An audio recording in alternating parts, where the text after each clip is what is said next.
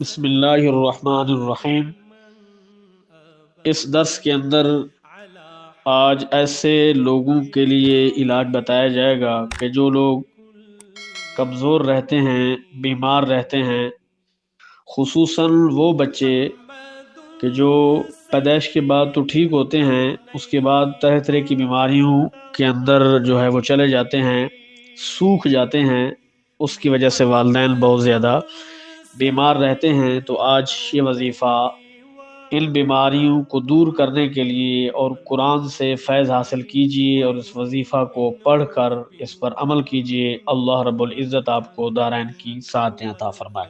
سورہ یوسف پارہ نمبر 13 آیت نمبر 56 آپ کے گوش و گزار کرنے کی سعادت حاصل کی جائے گی۔ اعوذ باللہ من الشیطان الرجیم، بسم اللہ الرحمن الرحیم۔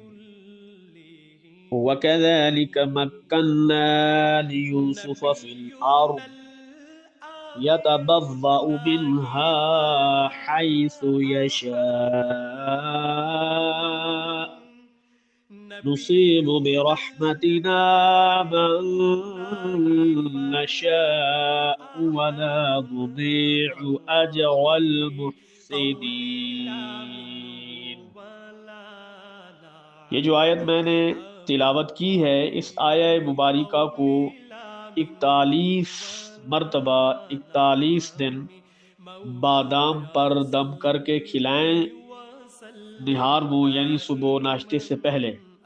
اور خصوصاً ان بچوں کے لیے ہے کہ جو بچے سوکھ جاتے ہیں، ان کو دودھ پر دم کر کے آپ پلائیں، انشاءاللہ تعالی اللہ رب العزت کی طرف سے فائدہ حاصل ہوگا اور آپ اس بیماری سے چھٹکارا حاصل کر پائیں گے۔